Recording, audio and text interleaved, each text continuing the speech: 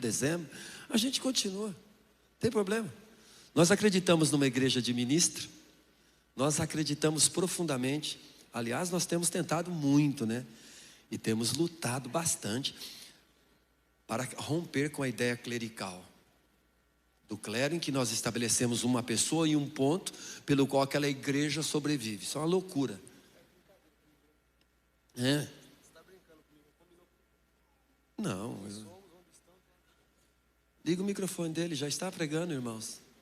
Ele já está. Eu que tenho que dizer. Pronto.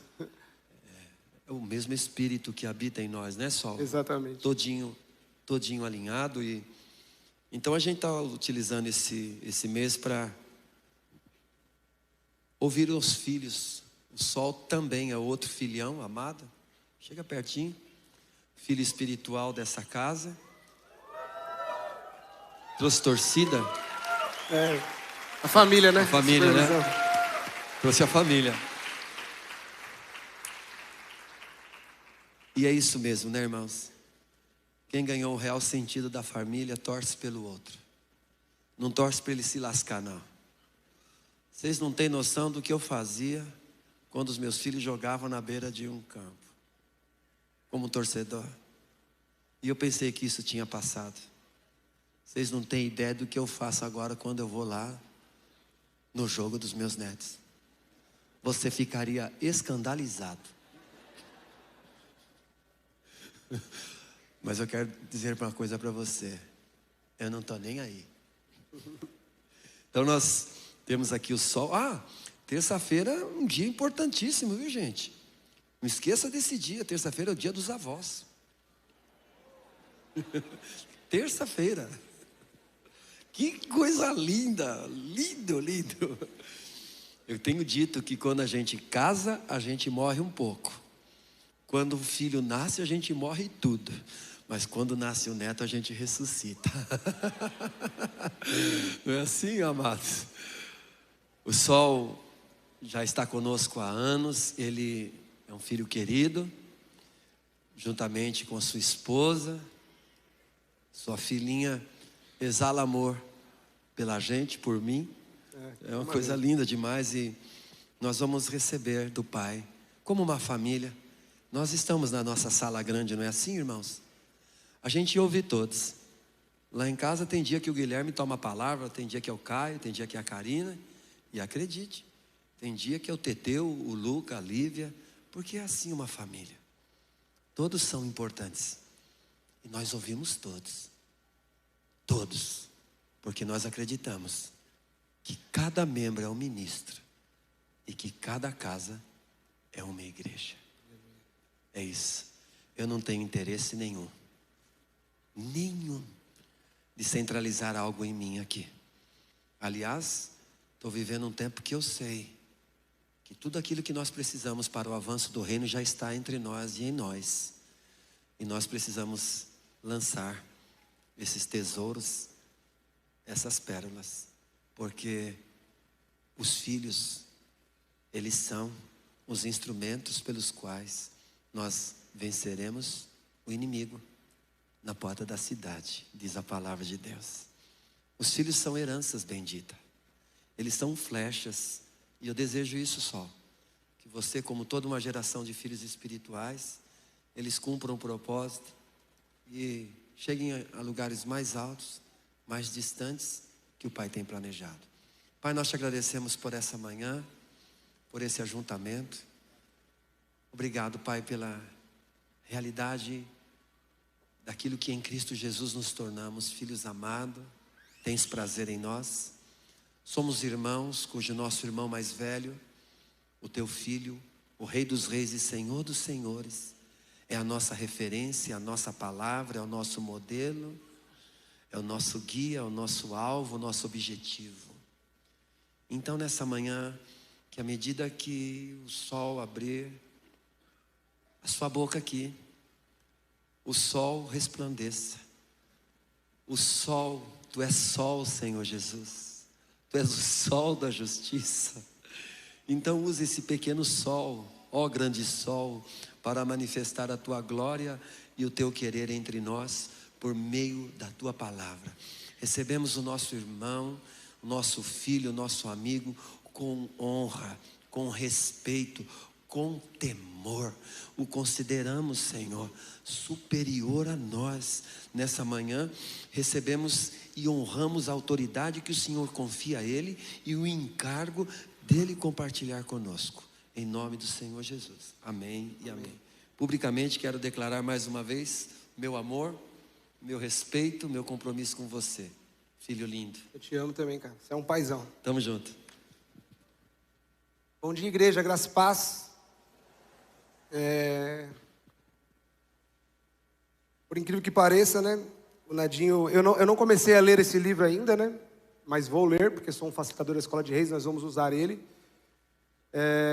E ele falou de 4 pontos, né? 4 pontos essenciais para a vida cristã. E eu separei 3, que na verdade são os 4, né? Eu não poderia iniciar aquilo que o Pai falou comigo, né? Pelo menos uns 3 anos eu comecei a escrever isso. E essa semana ele acrescentou outras coisas. E eu não poderia iniciar o tema que eu quero tratar hoje, que eu quero compartilhar entre a gente, sem antes lembrar 3 pontos que precisam ser fixados em nosso coração. São 3 pontos essenciais. Quem somos? Nós somos filhos de Deus amados, aonde Ele encontra todo o prazer. Então esse é quem nós somos. Onde estamos? A palavra de Deus diz que nós estamos assentados nas regiões celestiais, juntamente com Cristo Jesus. Então isso é onde nós estamos hoje, agora, presente. E para onde nós vamos? Nós vamos morar eternamente com o Pai, com o Senhor Jesus Cristo e com o Espírito Santo. Isso são 3 realidades que já estão definidas. Elas não podem ser mudadas. Nada muda isso. Nada. Elas já foram garantidas por nós na cruz, por Jesus Cristo. A palavra de Deus diz em João 1,12 que todo aquele que recebeu a Jesus e creu no nome dele, foi-lhe dado o direito, foi-lhe dado o poder de ser chamado filho de Deus. Se você é chamado filho de Deus, você já é um filho, você já está assentado e você vai morar eternamente com o Senhor. Isso é maravilhoso, isso foi garantido pelo Senhor Jesus Cristo para nós. Eu queria começar orando, agradecendo mais uma vez. Senhor, obrigado, Pai. Obrigado pelo privilégio, obrigado pela oportunidade, obrigado por estar numa sala com os meus amigos, com os meus irmãos. Espírito Santo, nós precisamos da manifestação do Teu poder neste lugar. Nós precisamos da Tua glória neste lugar. Senhor, se a Tua glória não estiver neste lugar, em vão estamos reunidos, Senhor. Nós estamos aqui jogando palavras ao vento, mas nós cremos no Teu poder. Nós cremos na tua soberania sobre tudo que vai acontecer aqui esta manhã. Espírito Santo, Tu és o Senhor deste lugar. Então fala conosco, Senhor. Usa sim, Senhor. Usa tudo que o Senhor tem que usar nesta hora, Pai. Em nome de Jesus eu te agradeço. Amém? Eu quero começar lendo Mateus 22. Mateus 22 do 1. O versículo 1 mesmo. Vamos lá. Mateus 22 fala da parábola das bodas, né? Então Jesus, tomando a palavra, tomou a falar-lhe em parábolas, dizendo: o reino dos céus é semelhante a um certo rei que celebrou as bodas do seu filho, e enviou os seus servos a chamar convidados para as bodas, e estes não quiseram vir.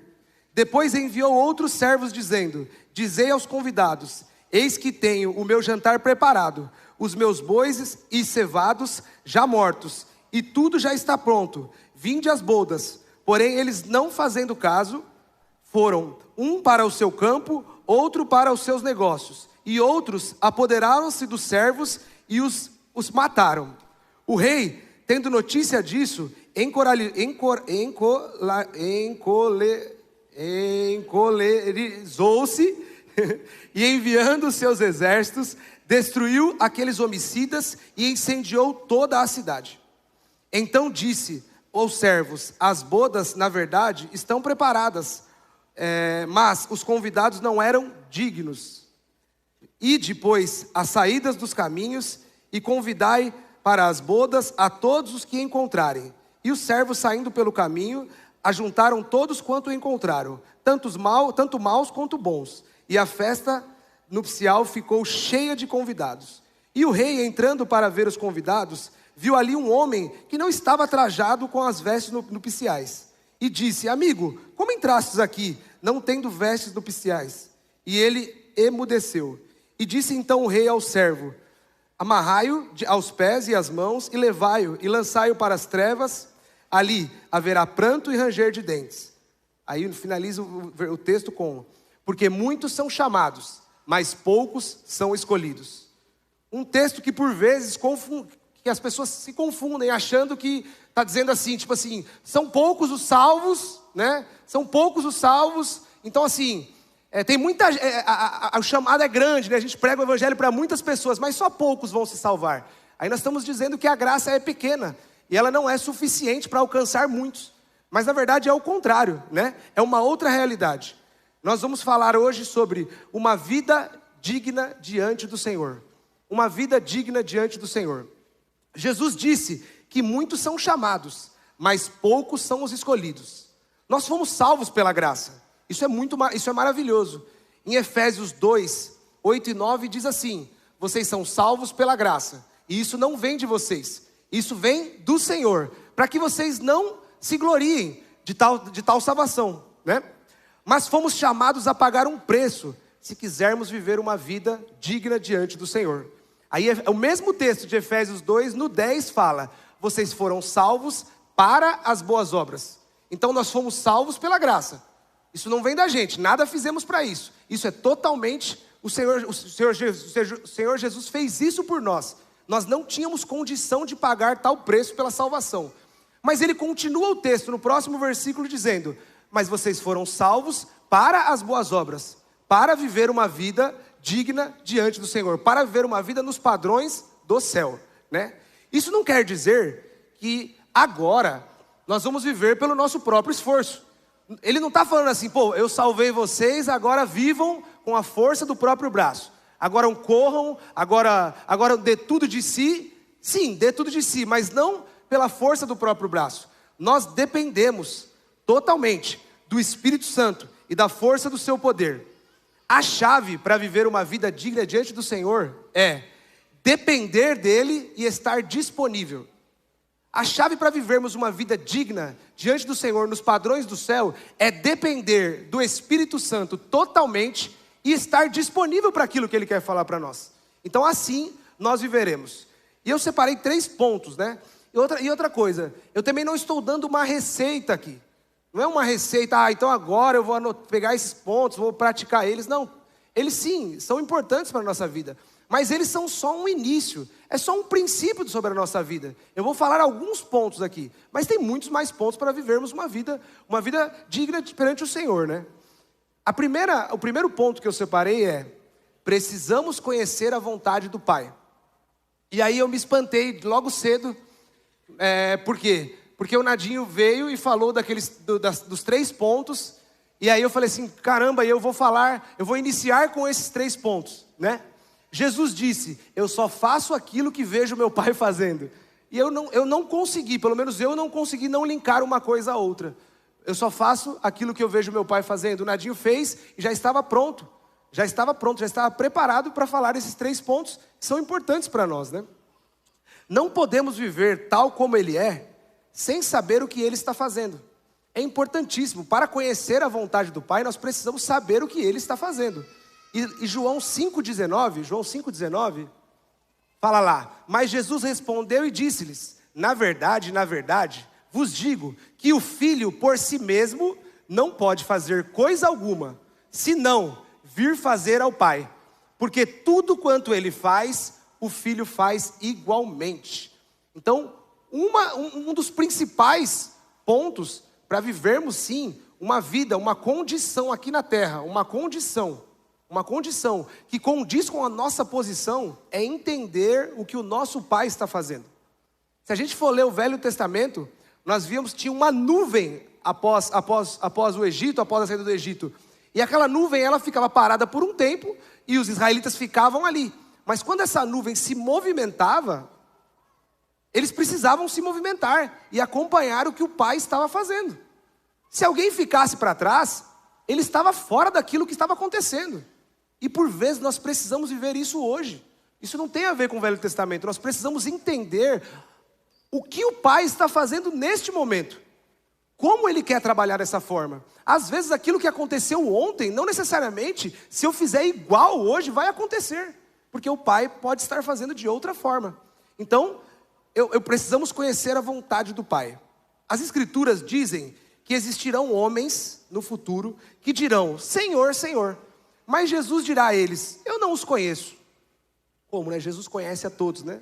Ele está explicando uma situação aqui. Pois não fizeram a vontade do meu Pai. Mateus 7, 21 ao 23. Nem todo o que me diz, Senhor, Senhor, entrará no reino dos céus, mas aquele que faz a vontade do meu Pai, que está nos céus. Muitos me dirão naquele dia, Senhor, Senhor, não profetizamos nós em teu nome? E em teu nome não expulsamos a demônios? E em teu nome não fizemos muitas maravilhas? E então lhes direi abertamente, nunca vos conheci, apartai-vos de mim, vós que praticais iniquidade.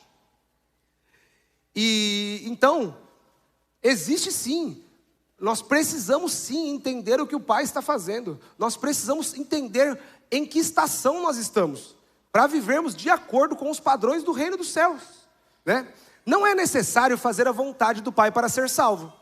Essa é uma grande verdade que nós precisamos aprender. E até para entendermos o que eu quero compartilhar aqui.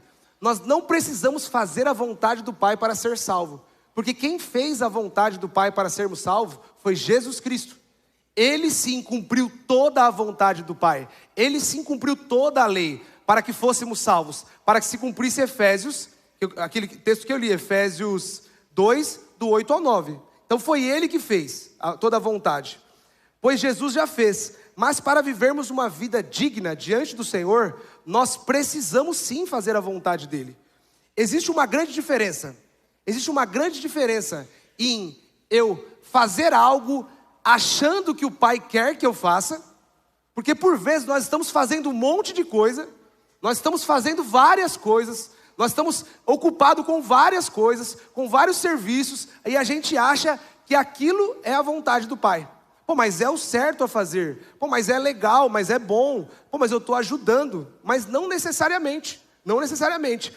Quando eu faço as coisas para Ele, é porque eu decidi e entendi que aquilo vai agradá-lo. Quando eu faço realmente a vontade de Deus, é porque o Espírito Santo iluminou em meu coração o tempo, a estação e o que Ele quer que eu faça naquele momento. Isso nós só conseguiremos tendo um relacionamento íntimo e contínuo com Deus. É um relacionamento, às vezes a gente olha, pô, tem um irmão que é mais sensível à vontade, mas nós também não, às vezes, a gente só imputa pensando por que ele tem, mas a gente não sabe o tempo que ele gasta com a palavra, o tempo que ele gasta com o Espírito Santo, o tempo que ele gasta com intimidade com o Pai, para estar mais sensível à vontade do Pai. Então fazer a vontade do Pai não necessariamente é fazer aquilo que eu entendo que é o certo para fazer naquela hora, mas sim estar sensível à vontade de Deus através do Espírito Santo, para assim entregar e fazer algo que o Pai quer fazer. Deus determinou o fogo que Ele quer receber, né? A gente pega lá no Velho Testamento, em Levíticos 10, Nadab e Abiú. Eles entraram num lugar onde não deviam e entregaram algo dentro do Santo dos Santos, dentro do templo lá. Entregaram algo que eles não podiam entregar. O resultado foi morte. Eles não fizeram errado. Tinha que alguém entrar dentro do templo, tinha que alguém entregar uma oferta, mas não era nem eles, nem o tempo deles. E eles entraram onde não deviam, no momento errado, e fizeram aquilo que não era para eles fazerem. E houve morte, porque eles decidiram por conta própria que era bom, que era legal, que eles tinham que entrar lá para fazer aquilo. Então o primeiro ponto que eu quero destacar para a gente é, conhecer a vontade do Pai. Sabe? Quando você conhece o seu pai, você prepara um almoço para ele e você faz exatamente aquilo que ele gosta. Você não, eu acho que ele gosta de tal coisa. Quando você conhece o pai, você fala como Moisés. Tamanha intimidade, vira para Deus e fala: Deus, se arrepende. Você vai matar o seu povo? Se arrepende.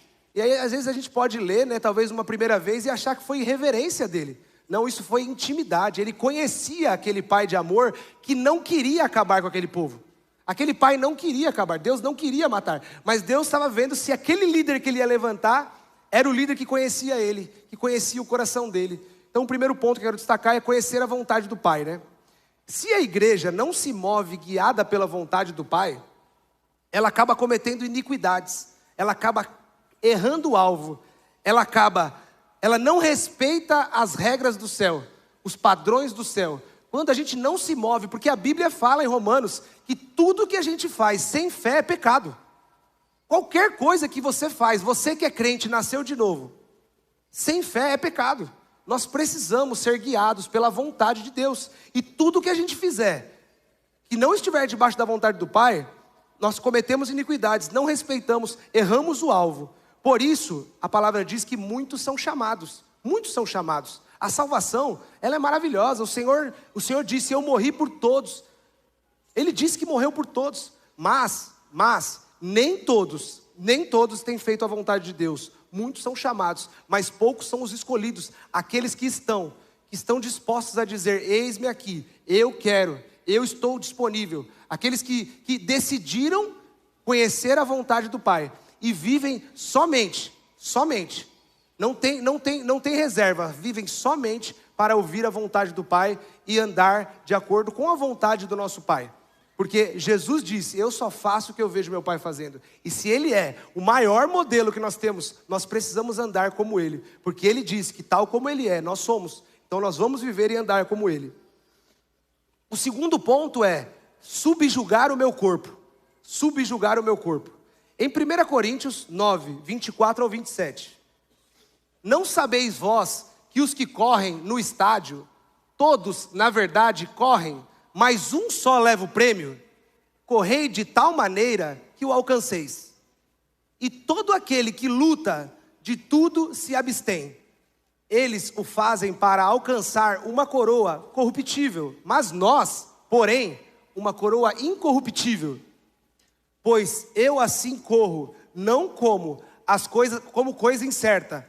Assim combato, pois eu assim corro, não como a coisa incerta. Assim combato, não como batendo no ar. Antes, subjugo o meu corpo e o reduzo à servidão, para que, pregando aos outros, eu mesmo não venha de alguma maneira a ficar reprovado. Paulo está usando a analogia de um atleta, para contar um pouquinho da nossa condição. Paulo usa a analogia de um atleta, para nos ensinar sobre a condição do crente aqui na terra. Glória a Deus, gente. A nossa posição já está garantida. A nossa posição já foi garantida por Cristo Jesus. Nós precisamos pegar essa posição com unhas e dentes, agarrá-la, não para guardá-la, mas se apegar a ela de tal forma. Tem um dos valentes de Davi, que a palavra de Deus diz que ele lutou um dia inteiro segurando a espada. E fala que no final do dia, a espada estava presa à sua mão. Ela estava presa que não soltava, ela se tornou um com ele. A espada é a palavra de Deus. A palavra de Deus é o testamento que nós temos a nosso respeito. É toda a nossa herança. Nós precisamos nos apegar a ela de tal forma que, como aquele homem, eu não lembro o nome dele, mas como aquele homem se torne um só com a verdade de quem nós somos. E agora nós pegamos essa realidade, a realidade de quem somos, e pegamos ela e usamos ela como um trampolim para que a nossa condição viva tal como Ele é aqui nesta terra. A nossa condição só vai se alinhar à nossa posição se nós conhecermos quem somos, onde estamos e para onde vamos. Isso é fundamental para vivermos uma vida digna diante do Senhor aqui na terra. Então Paulo, ele usa uma analogia de um atleta para nos ensinar como viver uma condição aqui na terra que nos segundo os padrões do céu. todo atleta que compete, ele tem a oportunidade de ganhar, né? Pô, qualquer um, desde o cara dos 10 corredores, do primeiro ao último tem a oportunidade de ganhar aquela corrida. Por isso que eles estão ali competindo, né? Mas a gente sabe que só aqueles que se prepararam mais, né? Eu não sou o cara do esporte, pô, eu não jogo bola, não jogo nada. Eu já estava com uns amigos lá, os caras vão jogar bola. Falei, eu não sei, o Caio insistiu. Aí não sei que a bola veio no meu pé assim, ó. Eu fui tentar dominar a bola passou por cima de mim assim, falei, não dá, cara, eu não sei jogar bola. Não tem jeito. Não consegui nem parar a bola com o pé assim, né? Eu não sou o cara do esporte, né? Mas eu sei que os atletas que mais se dão bem são aqueles que gastam tempo, são aqueles que se preparam. Esses são os aptos a vencer. São aqueles que subjugam o seu corpo, são aqueles que praticam, que treinam, são aqueles que não abrem mão. Na verdade, eles abrem mão de coisas que vão atrapalhar para que ele foque naquilo e aí ele consiga vencer, né? Quão importante é a disciplina na vida de um atleta, né? Pô, a gente sabe, tem uns jogadores de futebol, eu não manjo, mas a gente ouve falar dos jogadores de futebol que, pô, deixam de treinar, aí vão pra farra, aí sua carreira começa a cair, né? Enfim, o cara tá rico lá, ele talvez não quer mais saber disso, mas existe porque ele precisa treinar. Às vezes a gente fala assim, pô, eu já faço célula há tanto tempo, eu nem preciso, eu já sei, eu sento lá, pego lá o boletim, separo 2, pulo um parágrafo, que nem eu fazia, eu resumia a redação na escola, gente. Resume o texto, eu pegava um parágrafo, pulava 2 parágrafos, pulava um parágrafo, só ia copiando e achava que isso aí era resumir, né? Enfim, mas às vezes a gente faz o boletim dessa forma, gente. Às vezes a gente vai fazer a nossa célula, a gente só repete algumas frases prontas e a gente nem entendeu o que aquilo quer ser falado. A gente nem consegue passar realmente, a gente precisa separar tempo com as coisas do Senhor. A gente não está aqui simplesmente para repetir. Nós estamos aqui para entender o que o Pai quer falar e passar de uma forma, né? Então nós precisamos sim, né, nos esforçar, porque o atleta, ele usou o atleta porque ele sabe que o atleta se esforça para poder chegar naquilo. Então nós precisamos reforçar, na verdade eu quero reforçar que ninguém vai ser salvo pela disciplina, tá? Quero reforçar novamente, a disciplina não nos salva, gente. A disciplina não vai nos salvar. A disciplina vai dizer como nós vamos andar aqui na terra. Se nós vamos andar em vitória, se nós vamos andar uma vida segundo os padrões do céu, a disciplina vai dizer isso para nós, né? Então, sempre dependendo do Espírito Santo para a disciplina. Nós dependemos da graça para a disciplina. O Ricardo sempre fala do texto de Tito, eu não lembro a referência certa, mas a graça nos ensina a obedecer. A graça simplesmente só nos entrega, a graça nos entrega, nos empodera para fazer, para viver a vida que o Pai espera de nós, né? Então vamos lá. Precisamos, aqui já foi, sem disciplina, não existe vida cristã nos padrões do céu. Sem disciplina, nós precisamos nos disciplinar. Sem disciplina, você não vai jejuar. Sem disciplina, você não vai ter uma vida de leitura da palavra. Sem disciplina, você não vai conseguir ter tempo de oração, né? Às vezes as pessoas vêm, eu me converti há 10 anos, né? E aí eu separava o meu tempo para orar, e lembra, eu não estou falando que você não pode orar à noite, tá? Eu separava o meu tempo para orar à noite. Depois do trabalho, depois de tomar banho, depois de ter jantado, depois de ter tudo. Aí era 11 horas da noite. Senhor, tu sabes, né? Eu estou cansado, amanhã eu tenho que acordar. Obrigado pelo dia de hoje. Mais ou menos assim. Já não tá... Ou então recebi uma visita, ou então aparecia alguma coisa para fazer. E aí eu tenho o Edson, né, o meu supervisor de área, há mais ou menos uns 8 anos atrás, 9 anos, ele falou, vamos acordar todo dia às 5 horas da manhã, 5:30 da manhã para orar? Vamos, vai, mano, tá bom. E aí eu comecei isso. E desde então, já tem 9 anos da minha vida que eu desperto. Meu despertador tem um nome. Devocional. Meu despertador tem um nome, Homens de Honra. Eu não espero a noite para pensar se eu vou colocar para despertar ou não, cara. Meu despertador já está salvo, cara. Faça isso. Não fica pensando à noite, que horas eu vou colocar para despertar amanhã para estar no Homens de Honra. Não, cara. Você tem que colocar 5:30, 6 horas para estar aqui às 7. Então, disciplina. Isso se tornou para mim maravilhoso. Aí alguns membros da minha célula, né, falou, pô, como é que você consegue, né, separar esse tempo? Eu separo das 5 às 6 para orar, para ler, e das 6 às 7 para orar, mais ou menos isso daí. Como é que você consegue? Me ajuda, né? Eu falei, cara, começa lendo um capítulo por dia e orando 10 minutos. Ah, mas oração é difícil, tá bom, então faz que nem eu, pega um caderninho, coloca o nome de cada membro da sua célula, fala, eu vou orar 1 minuto por cada um. Coloca o nome de cada líder da sua igreja, mais 1 minuto. Coloca o nome de cada parente, mas você já está orando 30 minutos, cara. Disciplina. Sem disciplina nós não vamos conseguir viver uma vida. E aí, parece automático no começo, mas depois se torna tão natural e gostoso, né? Vamos lá, sem disciplina não viveremos. Paulo nos ensina que devemos fazer o que for necessário para alcançar o alvo. É disso que Paulo está falando. Se preciso abandonar o conforto, eu abandono. Se eu preciso viver com menos, eu vivo. Se eu tiver que esmurrar o meu corpo, assim farei. Mas não quero ser um crente apenas salvo, mas quero ser um crente qualificado aos padrões dos fiéis. Eu não quero ser apenas um filho, eu quero ser um filho onde o pai diz, servo bom e fiel. Porque você me conhece, você tem vivido aquilo que eu tenho preparado para você. Porque viver os planos de Deus é maravilhoso, gente. Viver aquilo que o Pai tem para nós é o que há de melhor para nós hoje. Mas às vezes a gente tem se cansado. Por vezes você tem se cansado. Porque você tem feito muitas coisas. Mas essas coisas, não necessariamente naquele momento era a vontade do Pai. E a gente se cansa. E é porque a gente tem se esforçado, né? Tem até uma brincadeira, uma historinha que as pessoas contam, né? Pô, eu comprei o melhor chocolate, o melhor ganache, sei lá, a melhor farinha. E a minha vida toda eu preparei um bolo para Deus. Aí eu chego lá com um bolo de chocolate lindo e maravilhoso, eu gosto de bolo de chocolate. E aí vou entregar, aí Deus fala assim, cara, que bolo lindo. Nossa, esse bolo é maravilhoso. Pô, Deus, eu fiz para você. Para mim, é só uma analogia, tá, gente? Para mim, pô, filho, mas eu não gosto de bolo de chocolate. Quem gosta é o Gabriel. Cara, você chegar lá, ele vai adorar esse bolo aí, cara. Leva ali para ele que ele tá felizaço com esse bolo, mas eu infelizmente não gosto. Mas obrigado pela boa intenção. Valeu. Pô, o filho entrou no céu, ele tá lá. Mas ele viveu uma vida trabalhando em prol de uma coisa que ele achou. Mas por quê? Porque ele é um religioso? Não, é porque ele talvez não esteja separando o tempo devido com o seu pai. Quanto mais você passa tempo com uma pessoa, mais você não conhece ela. Um amigo, vamos dizer para um amigo, você conheceu ele hoje. Amanhã, como vai ser esse relacionamento com ele? Você já entende um pouquinho dele. Você já sabe o tipo de roupa que ele gosta de usar. Você já sabe o tipo de comida que ele gosta de comer. O que ele gosta de andar. Você já conhece o livro da Bíblia que ele mais gosta. E assim é com o nosso pai, né?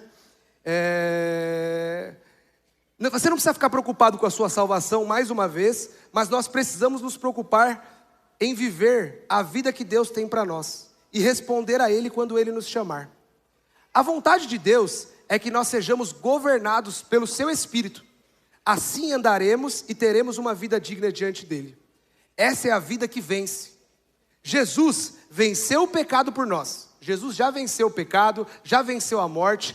Agora, nós precisamos resistir ao pecado.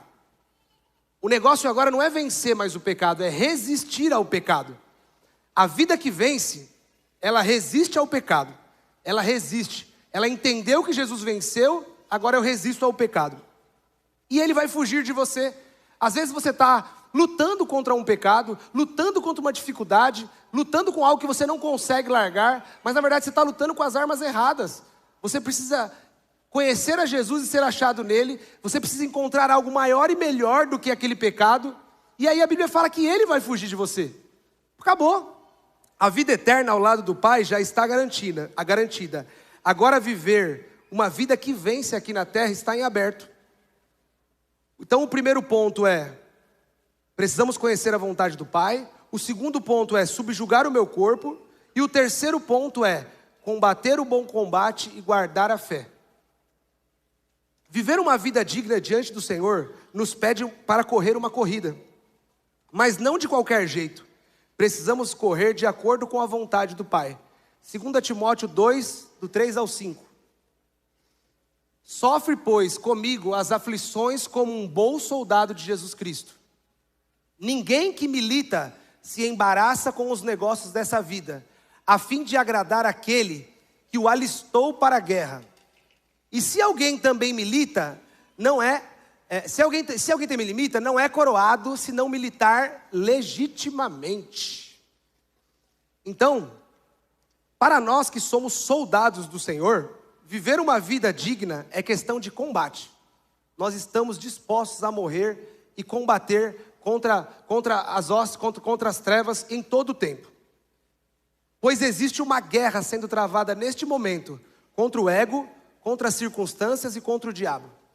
Existe uma guerra neste momento, sendo tratada, sendo travada contra o nosso ego, contra as circunstâncias, as coisas que acontecem ao nosso redor e contra o diabo que está o tempo todo querendo bater, né? Não existirá uma vida digna não existirá uma vida digna se não estivermos em posição de guerra. Nós vamos viver uma vida dos padrões do céu se vivermos em posição de guerra. Vão e marchem, continuem, combatam. Vocês são soldados fortes e valentes. Jesus nos chamou de fortes e valentes. Quando ele fala lá com Josué, vocês são fortes e corajosos. Esses somos nós, a igreja. 2 Timóteo 4, do 7 ao 8. Combati o bom combate, acabei a carreira e guardei a fé. Desde agora a coroa da justiça está me guardada, a qual o Senhor justo, juiz, me dará naquele dia, e não somente a mim, mas também a todos os que amarem a sua vinda. Acho que é até o 8 mesmo. Então, aqui ele fala sobre uma coroa. Ele fala sobre uma coroa que está guardada para todos aqueles que amam a vinda do Senhor. Existe uma coroa para aqueles que amam a vinda do Senhor. Completar a carreira diz respeito à nossa jornada aqui na terra. Como vamos viver aqui, disse, vamos completar a nossa carreira. O mais importante não necessariamente é como a gente começa. O mais importante é como nós estamos vivendo hoje e como nós vamos finalizar a nossa carreira. Esse é o mais importante. Como estamos hoje? Como vamos finalizar? Porque a gente nem sempre começa tão bem. Nós somos salvos, fomos remidos, maravilhoso, Deus nos salvou, isso é belo, é tudo por Ele. Mas às vezes nós ainda estamos presos a algumas coisas. A nossa alma ainda está presa a alguns vícios, está presa a algumas dificuldades, ainda tem uns maus jeitos, ainda não se porta como deveria. Mas fica tranquilo, a gente está em constante transformação. Nós estamos em constante transformação. Então, como a gente começa, o importante de como nós começamos é que Ele começou por nós. Fomos salvos por Ele.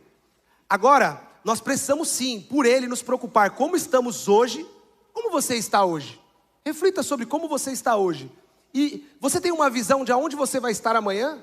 Como vai ser amanhã? Né? Quando fomos salvos, nós recebemos um Espírito novo, né? E o Espírito Santo veio morar dentro de nós. Lá em Ezequiel diz que esse Espírito ele foi colocado em nós para obedecermos. Nos ensina a obedecer, né? Nossa alma foi remida, mas ainda está cheia de vícios. Por isso precisamos de transformação diária, para assim sermos aperfeiçoados até sermos dia perfeito, de glória em glória. Todas as batalhas, elas já foram vencidas na cruz por nós, todas. Por Jesus Cristo.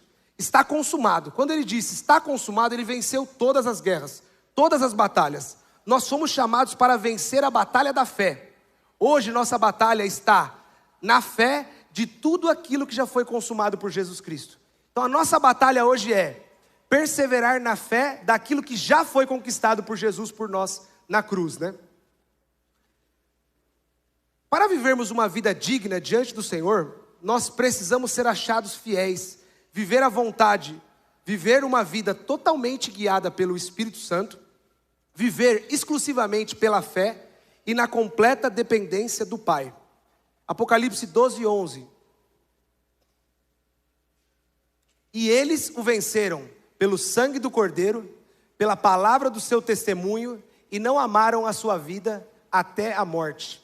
Então eles venceram pelo sangue do Cordeiro, pela graça, totalmente graça. Foi Ele que nos salvou. Nós só viveremos uma vida que vence se entendermos que é pelo sangue do Cordeiro. Amaram a sua palavra, a palavra do testemunho, porque eles conhecem a vontade do Pai. Então eles viveram essa vida e não amaram a sua própria vida. Então o que eles fizeram? Eles combateram um bom combate, eles subjugaram o seu corpo, eles conheceram a vontade do Pai. E viveram a vida que vence aqui, uma vida que vence aqui na terra. Apocalipse 3:11. Eis que venho sem demora, guarda o que tens, para que ninguém tome a sua coroa. Por vezes a gente acha que essa coroa é a salvação do homem, né? A gente acha, pode perder a salvação. Não, não pode, nós não tem essa possibilidade de perder a salvação. Se o Senhor te salvou, você é salvo. Se você foi salvo pelo sangue de Jesus Cristo, nada pode apagar o sangue de Jesus Cristo. Ele não escreveu o seu nome com um lápis, onde ele apaga e escreve novamente. Ele escreveu o seu nome com o próprio sangue. Nós não podemos blasfemar o sangue de Jesus dizendo que esse sangue pode ser apagado. De forma alguma, ele te salvou pela graça, e jamais. Mas aqui ele fala sobre uma coroa. Ele fala sobre uma coroa, uma vida que vence, uma vida que anda guiada pelo Espírito Santo, para que ninguém tome. Ele fala sobre uma condição, a sua condição aqui na terra, como você tem vivido. Vai dizer, né? Esta vida está garantida, a vida eterna, mas reinar está em aberto. Guarde a tua coroa.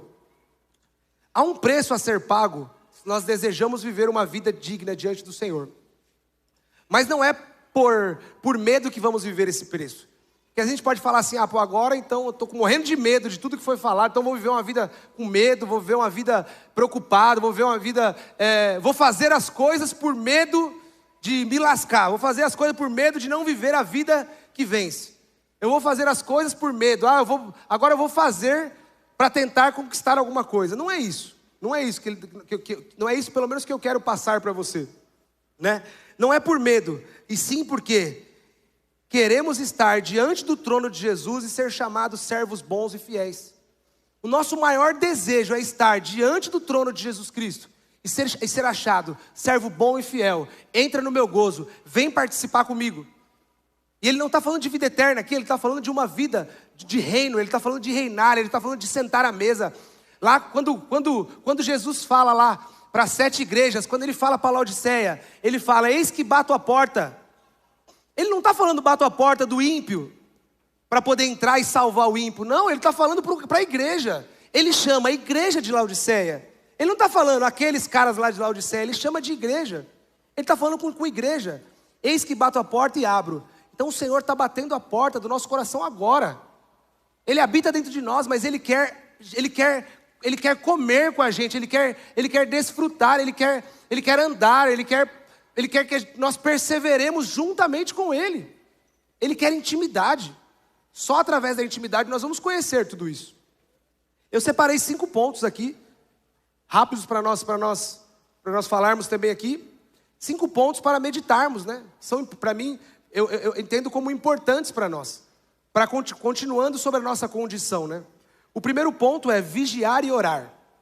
Lucas 21:36. Vigiai, pois, em todo o tempo, orando para que sejais havidos por dignos de evitar todas essas coisas que hão de acontecer e de estar em pé diante do Filho do Homem. Olha, vigiai, pois, em todo o tempo, orando para que sejais havidos por dignos de evitar todas essas coisas que hão de acontecer e estar de pé diante do Filho do Homem. Você tem noção do que é isso? Isso é maravilhoso. Aí você fala assim, então eu preciso vigiar para ser salvo? Ele não está falando de salvação aqui, ele está falando de reino. Ele está falando de uma vida de reino. Porque senão seria contraditório. Vigia, porque senão você nunca vai ver Jesus Cristo. Ele está falando de reino. Ele está falando de estar de pé diante do Filho do Homem. Ele está falando de ser encontrado digno. Uma vida digna pelo poder do Espírito Santo. Uma vida digna. Uma vida de oração. Uma vida de oração não é simplesmente orar. Eu oro na hora do almoço. Eu oro para comer. Eu oro para dormir. Se alguém me pede para orar, eu oro. Não é isso que ele está falando. Ele está falando de uma vida de relacionamento. Se você tem esse tipo de relacionamento com a sua esposa, eu só falo com ela na hora que eu chego, aí eu dou tchau, dou oi. Tem alguma coisa errada aí, né? E a mesma coisa é com o nosso noivo. Se nós temos apenas um mero oi, tudo bem, boa noite, obrigado, Senhor, obrigado por esse almoço, tem alguma coisa errada aí. Uma vez eu perguntei para uma moça, uma moça da minha célula, eu falei, você tem lido a Bíblia, né? Ela, tenho sim. Eu falei, e aí, como é que você está lendo o quê? Qual livro você está lendo? Eu leio quando as pessoas me mandam um versículo no WhatsApp. Aí eu falei, não, moça, lê a Bíblia, senta, pega um capítulo, vai lá para ler, estuda ele, medita nele, desfruta ele, né? E por vezes nós temos feito isso com a oração, gente. Com a vida de oração. Por vezes a gente tem, hoje não deu, hoje não deu, hoje não deu, hoje não deu. Cara, não existe não deu. Porque você não vai fazer isso com a sua esposa. Você não vai fazer isso com os seus filhos. Nós precisamos ter uma vida de oração. Uma vida de relacionamento e oração. Uma vez eu falei com um líder da minha supervisão também. Falei, às vezes você está cansado de orar, porque você tem feito disso uma regra e algo engessado. Tem que começar assim, aí eu falo assim, aí depois eu declaro, depois eu abençoo. Não, cara, por vezes você vai só sentar, olhar para o alto, colocar um cirilão lá, cara, e só desfrutar, cara. Por vezes só vai desfrutar. Por vezes o Senhor vai te chamar para guerrear. Por vezes o Senhor vai te chamar só para declarar a palavra dele em tudo aquilo que ele já fez. Mas se você tem algo engessado, vai se tornar cansativo. Relacionamento não é engessado. Imagina você chegar todo dia, a gente fazer uma regra na minha casa, amor, acordou, bom dia meu querido, eu te amo. Na hora do café, o seu café está pronto, está aqui. Na hora de sair para o trabalho, tenha um bom trabalho. E aí a regra, ela tem que seguir aquilo a regra. Pô, é cansativo, não é esse tipo de relacionamento que o pai quer com a gente. O pai quer um relacionamento íntimo. Ele quer coisas diferentes todos os dias. Modo de falar, de abraçá-lo, de beijá-lo, de conversar com ele. É só assim que nós vamos conhecê-lo. O segundo ponto é estar apercebido. Não deixe nenhuma questão não resolvida. E nem deixe nada inacabado. O Senhor gosta que a gente comece as coisas e termine as coisas. Se há mágoa, vai lá e resolva, perdoe cada uma delas. Se há pecado, confesse e abandone. Procure estar pronto para se encontrar com o seu Senhor. Quem ama a vinda do Senhor, gente, nem a gente leu aquele, quem ama a vinda, é o texto de Timóteo, desculpa. Quem ama a vinda do Senhor, ele ama para agora. Ele não ama para amanhã, ele ama para já. E aí ele vive uma vida tipo assim, eu amo o meu Senhor, eu vou ver o meu Senhor, então eu quero viver para Ele. Ele não deixa a mágoa para depois. Pô, seu irmão pisou na bola com você, vai lá e perdoa ele, cara. Pô, você tá devendo alguma coisa, vai lá e acerta. Pensa que o seu Senhor vai vir hoje, Ele vai te buscar hoje. Você vai se encontrar com Ele hoje. Então prepare. 2 Reis 21.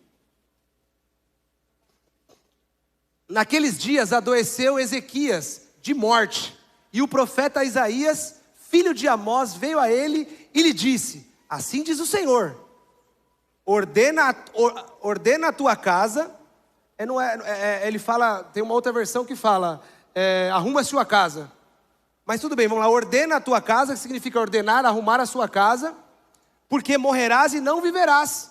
É mais ou menos assim, vamos deixar nossa casa, vamos receber uma visita? Arruma a casa.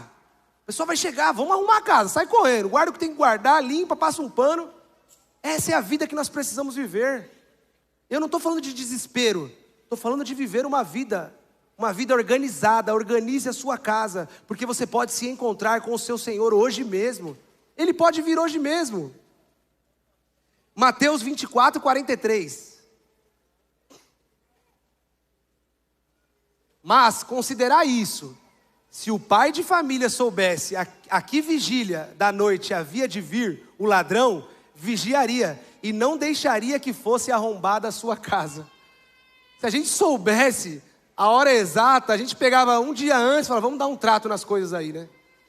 Mas a gente não sabe, eu acredito que a gente pode saber os tempos. Os tempos eu creio que o Senhor nos dá essa disponibilidade. E tem até textos da Bíblia que nos mostram os tempos. Mas o dia exato não. Então nós precisamos organizar a nossa casa, organiza a tua casa. O próximo ponto é ter a lâmpada acesa e estar vestido de linho finíssimo. Apocalipse 19, 8. E foi-lhe dado que se vestisse de linho fino, puro e resplandecente, porque o linho fino são as justiças dos santos. Outra versão fala, são as obras de justiça dos santos. Então, quando nós nascemos de novo, o Senhor nos deu vestes de salvação. Ele nos salvou, Ele te vestiu. Ele te vestiu com vestes de salvação, elas não podem ser tiradas. Agora o caminhar da nossa vida está sendo tecido. Pelo poder do Espírito Santo, nós estamos tecendo uma veste de justiça. Com cada obra, pelo poder do Espírito Santo, por aquilo que somos e por aquilo que Ele fez por nós. Sabia que ia morrer esse computador. por aquilo que Ele fez por nós. Obrigado, viu, moça? Me salvou.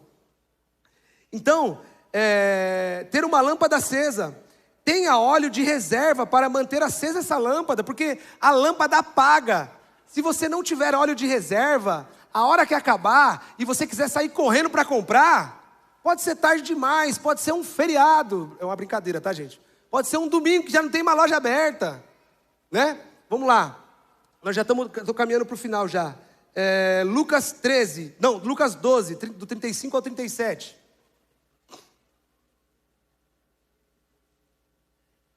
Estejais cingidos os vossos lombos e acesa as vossas candeias. E sede vós semelhante aos homens que esperam o seu Senhor, quando houver de voltar das bodas, para que, quando vier e bater, logo possa abrir-lhe. Bem-aventurado aqueles servos, os quais, quando o Senhor vier, achar vigiando. Em verdade vos digo, que cingirá e os fará assentar-se à mesa, e chegando-se, os servirá. O que o Nadinho falou hoje de manhã, cara. Às vezes a gente, essa ideia de eu quero ver Jesus, mas nós lemos de manhã em Cantares que é Ele que quer nos ver, cara. Ele tem prazer em te ver, Ele regozija em te ver, e Ele quer te servir, cara. Nossa, blasfêmia, tira esse herege daí, está falando que Jesus vai me servir, eu que sou o servo dele. Graças a Deus nós somos, Ele nos chamou para isso. Mas aqui, Ele mesmo está dizendo que Ele vai nos servir. Ele vai nos colocar à mesa e vai nos servir. Você está entendendo isso? O seu Senhor Jesus Cristo morreu por... O Senhor Jesus Cristo se fez uma criança. Já é um absurdo, esse é um dos absurdos da graça. Ele se fez uma criança. Ele viveu aqui sem pecado. Ele morreu, cara. Deus morreu por você. Ele ressuscitou, glória a Deus, né? Ele é Deus, ressuscitar, acho que talvez seja o mais fácil para Ele. É algo milagroso. Cara, Ele vai voltar para buscar a sua igreja. E aí Ele vai te servir, cara. Que é isso? O cara que disse, eu vim aqui para servir e não ser servido. Esse é o Senhor que nós servimos. E Ele não perde nada do que Ele é. Ele servindo, Ele baixando para limpar os pés, para lavar os pés. Ele servindo na mesa, não tira Ele de nenhum centímetro de quem Ele é. E eu posso falar para você, nós precisaríamos viver dessa forma também. Quando nós servimos, quando nós nos entregamos, quando nós nos damos, quando às vezes as pessoas cometem injúrias contra nós, quando nós não somos lembrados, às vezes a gente tira aquilo que nós somos, assim, sabe, a gente tira de lá, eu não sou isso mesmo. Não, tal como Ele é, somos nós. Ele não fica menor por te servir. Ele continua sendo quem Ele é. Então, e o terceiro ponto é amar a vinda do Senhor. Ter esse desejo ardendo no seu coração. Aqueles que amam, aqueles que não amam e não esperam pela vinda do Senhor, eles não estão vivendo como vencedores nessa terra. 2 Timóteo 4,8, novamente aquele texto. Desde agora a coroa da justiça me está guardada, a qual o Senhor, o justo juiz, me dará naquele dia. E não somente a mim, mas para quem? Mas também a todos os que amam, os que amarem a sua vinda. Amar a vinda do Senhor é para já, gente. É para já. Porque Ele é melhor do que qualquer outra coisa. Eu não quero entrar no mérito, mas e os familiares que ainda não conheceram a Ele? Mas e aqueles que estão lá naquela ilha lá? A Bíblia fala em Romanos que a própria criação revela que existe um Deus e que nenhum homem é inculpável. Mas agora, o meu maior sonho e desejo é conhecer ao Senhor. Eu falei isso para a Grazi. Falei, Grazi, quando Paulo fala na igreja que ele preferia talvez morrer do que viver, porque ele já tinha experimentado de algo incomparavelmente melhor. É que na verdade ele entendeu que não há nada melhor do que Jesus. Nada melhor. Eu falei para ela, hoje sua mãe conhece mais de Jesus do que da gente, do que a gente. Mais do que eu posso conhecer, mais do que qualquer um. Não tem fé no mundo que faça conhecer Jesus mais do que a mãe da Grazi conhece agora. Uma filha de Deus. Não tem. Hoje ela conhece Ele porque Ele falou para aquele cara na cruz, hoje mesmo eu estarei contigo. Hoje ela conhece Ele mais do que a gente. Então é isso, amar a vinda do Senhor. Eu quero ver Ele hoje, cara. Para mim podia ser agora, acabava tudo, pronto. Eu quero ver o meu Senhor. se existe algo que você queira mais do que a vinda do Senhor, nós não estamos vivendo uma vida. Nós temos algo que nós queremos mais do que ver a vinda do Senhor, do que não vou usar esse termo, mas do que ir com Ele, se encontrar com Ele, não tem necessidade de usar agora. Cara, nós precisamos rever os nossos conceitos, precisamos rever quem é esse que vem? Quem é esse? É Jesus, Ele é melhor do que tudo. E o terceiro ponto é, precisamos ser fiéis à palavra de Deus e guardá-la no coração. Não seguimos religiões humanas, mas seguimos as Escrituras e guardamos a palavra da perseverança. Apocalipse 3:10. E aí eu termino por aqui. Como guardaste a palavra da minha paciência, também eu te guardarei na hora da tentação que há de vir sobre todo o mundo, para tentar todos os que habitam na terra. Como guardaste a palavra da minha perseverança. Gente, eu finalizo o que está escrito por aqui, mas eu quero reforçar no nosso coração. Nós precisamos, é urgente. Sabe, gente, a nossa posição ela é maravilhosa. Glória a Deus, nós precisamos mesmo toda vez lembrar da nossa posição. Nós precisamos se mortificar, mas nós precisamos correr a corrida, combater o bom combate, conhecer a vontade do Senhor. Nós precisamos sim viver essa vida de, se precisar, esmurrar o próprio corpo para viver por Ele, para Ele, porque tudo ainda é por Ele e para Ele. Essa é a vida que o Senhor nos chamou. Eu não sei, talvez você pode ter se perdido, como aquela igreja de Éfeso. Jesus fala para aquela igreja: lembra-te de onde você caiu. Lembra-te de onde você caiu e volta às primeiras obras. Volta ao primeiro amor.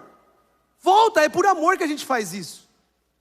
Talvez você esteja assim, mas o Senhor está te chamando. Eis que bato a porta.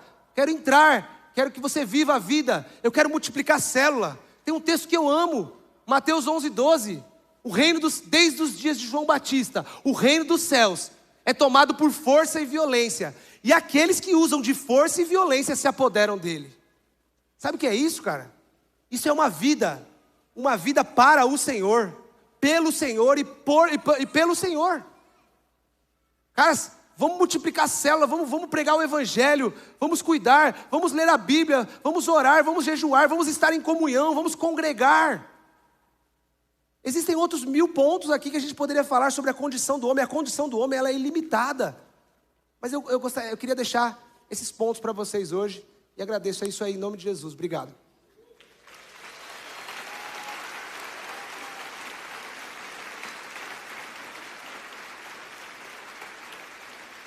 Vamos orar? Eu aprendi com o meu pai na fé, o Edson. Nós nunca podemos ouvir nada numa célula. Uma coisa que é importantíssima, né? É o nós para o mundo, né? Na célula. Às vezes eu visito algumas células e vejo que algumas pessoas não fazem essa parte. Porque essa parte é a resposta de tudo aquilo, sabe? Falamos tantas coisas, mas nós precisamos dar uma resposta para Deus daquilo que nós ouvimos. E o Edson me ensinou isso há muitos anos. Todo final de célula ele falava: agora vamos dar uma resposta para Deus daquilo que nós ouvimos. Vamos agradecer. Obrigado, Senhor. Obrigado porque nós dependemos do Senhor.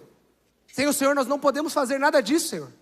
Senhor, que essas palavras não tenham entrado como duras no coração de uma forma, Senhor. De uma forma a parecer algo religioso, algo imposto. Não, Senhor.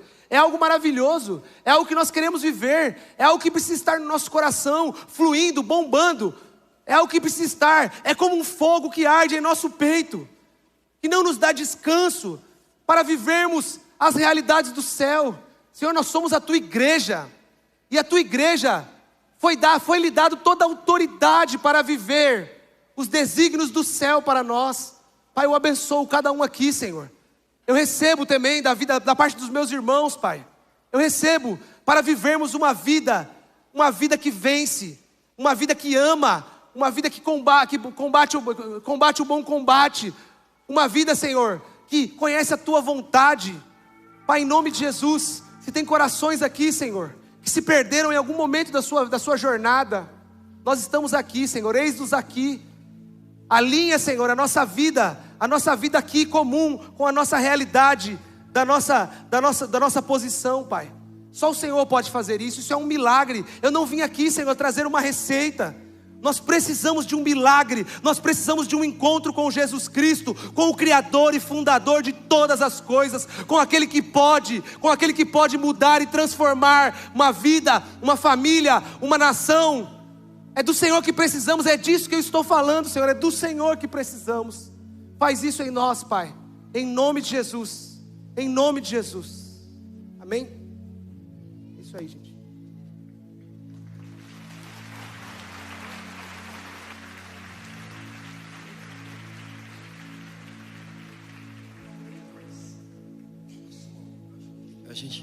É importante, né?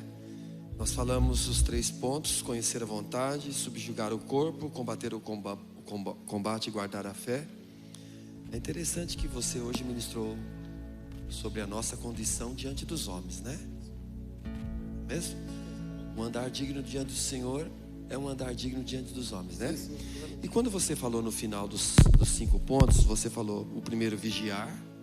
O segundo, estar apercebido sobre mágoa, pecado, coisas inacabadas, ataques do inimigo. O terceiro ponto foi lâmpada acesa e vestido de linho, certo? Sim. Qual que é o quarto? O quarto é amar a vinda do Senhor. E o quinto é precisamos ser fiéis à palavra de Deus. Guardar a palavra.